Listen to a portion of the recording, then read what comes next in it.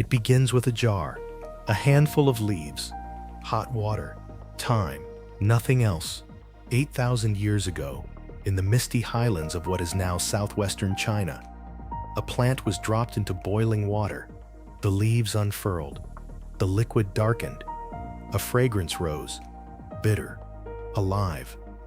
That moment never stopped.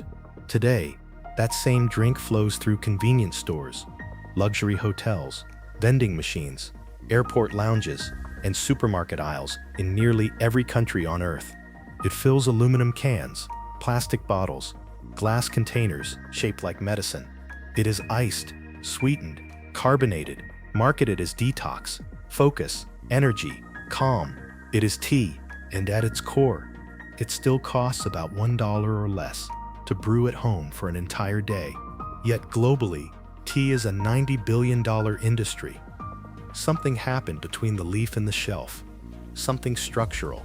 At the microscopic level, tea begins as a biochemical defense system. The plant, Camellia sinensis, produces polyphenols, catechins, to defend itself against insects and ultraviolet radiation.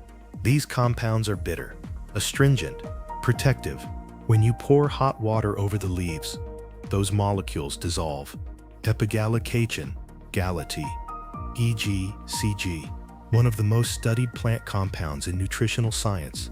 Antioxidant activity, measured in micromoles. Anti-inflammatory pathways, observed in vitro.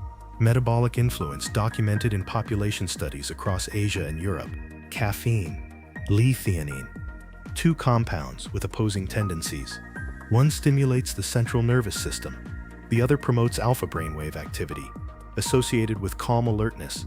Together, they create a neurological state, often described as focused tranquility. At the biological level, tea is a controlled chemical delivery system. It affects the adenosine receptors in the brain. It modulates dopamine release. It interacts with gut microbiota. Studies from institutions across Japan, China, the United Kingdom, and the United States have associated long-term tea consumption with reduced cardiovascular risk, improved endothelial function, and potential cognitive protection in aging populations. All of that from leaves, water, heat.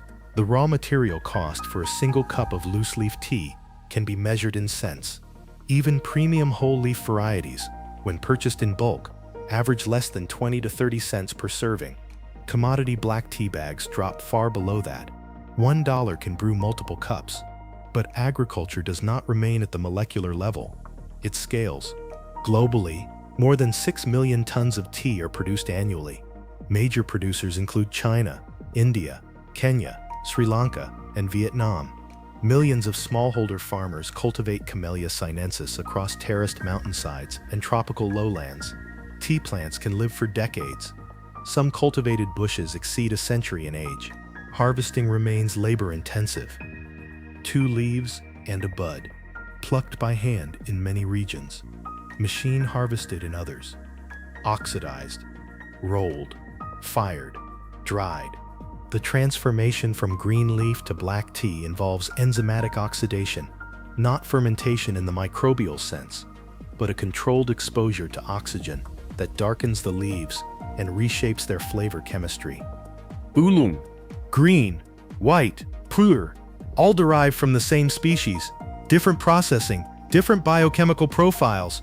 The agricultural base is vast, but the commodity value per kilogram remains relatively low.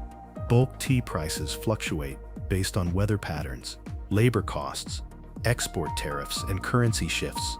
Drought in Kenya can ripple through auction markets in Mombasa. Frost in Assam can alter global supply curves. And still, the fundamental economics remain clear. Tea is inexpensive to produce. So how does it become a $90 billion industry? History provides the first clue. Tea was not merely consumed, it was institutionalized. During the Tang dynasty in China, tea became integrated into taxation systems. By the Song dynasty, it was compressed into bricks and traded along caravan routes into Tibet and Central Asia. Tea became currency. Tea became diplomacy. In Japan, tea evolved into ceremony, codified ritual, architecture, Philosophy. In Britain, tea became empire. The British East India Company did not just trade tea. It reorganized global agriculture around it. Vast plantations were established in India and Ceylon to break China's monopoly. Forests were cleared. Labor systems were imposed. Tea became embedded in industrial schedules. The tea break synchronized factory labor. A plant became infrastructure. By the 20th century, tea had entered mass packaging. Tea bags were popularized. Branding intensified. Advertising reframed tea from medicinal infusion to lifestyle staple. And then came bottling. In the late 20th century, ready-to-drink tea emerged. Sweetened iced tea, flavored blends, herbal infusions, functional beverages, fortified with vitamins. The leaf was no longer just dried and sold. It was extracted, diluted, stabilized, preserved, distributed through refrigerated logistics networks. The value shifted from agriculture to processing, from processing to branding, from branding to distribution. A home-brewed cup competes not with another leaf, but with a refrigerated supply chain spanning continents. Institutionally, beverages are categorized, regulated, taxed, inspected. Food safety standards govern microbial counts. Packaging laws dictate labeling requirements. Health claims are monitored by regulatory bodies. Import-export certifications apply phytosanitary controls. A person brewing tea at home bypasses almost all of that. No marketing budget, no distribution overhead, no retail margin, no shareholder expectation, no quarterly earnings call. The friction appears when scale enters. Large beverage corporations operate on volume. Manufacturing facilities require capital investment. Stainless steel tanks, automated bottling lines, quality control laboratories, logistics fleets, retail slotting fees to secure shelf placement in supermarkets. These systems are optimized for scale efficiency, high throughput, standardized product, predictable margins. But scale introduces inefficiency at the biological level. To ensure stability in a plastic bottle for months, tea is often pasteurized, sometimes concentrated and reconstituted. Sugar is added, in some markets exceeding 20 to 30 grams per serving. Flavorings compensate for degradation during processing. Preservatives extend shelf life. The result is chemically stable, transportable, profitable, but fundamentally different from a leaf in hot water. The economics reveal the divergence. A bottled tea that sells for $2 to $4 may contain pennies worth of tea extract. The majority of cost lies in packaging, distribution, marketing, and retail markup. Aluminum cans and PET plastic bottles often cost more than the liquid inside them. Multiply that across billions of units annually. The $90 billion figure does not represent the value of tea leaves. It represents the value of infrastructure layered on top of leaves. Marketing further expands the system. Words like antioxidant-rich, detoxifying, clean energy. Campaigns frame tea as identity, fitness accessory, productivity enhancer, cultural aesthetic. The plant becomes narrative, and narratives are scalable. There is no conspiracy in this, only optimization. Large-scale beverage companies optimize for shelf life, transport resilience, consumer convenience, and brand differentiation. Home brewing optimizes for freshness, cost efficiency, and biochemical integrity. These optimizations are not aligned. Retail ecosystems depend on repeat purchases. Bottled tea requires constant replenishment. Home brewing requires a small tin that lasts weeks. The consumption rate slows. The profit velocity decreases. At scale, low cost, high volume commodities require value amplification. Packaging amplifies. Flavor extensions amplify. Limited editions amplify. Without amplification, margins compress. From a systems perspective, the friction is structural, not malicious. Industrial food systems evolved to solve urbanization. As populations concentrated in cities, decentralized self-preparation decreased. Time scarcity increased. Refrigeration, packaging, and logistics expanded to meet demand for convenience. Convenience carries a premium, But when the underlying raw material remains simple, the premium becomes visible.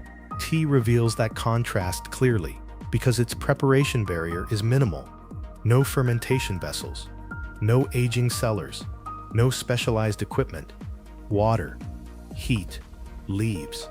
The entire industrial superstructure rests on top of something profoundly accessible.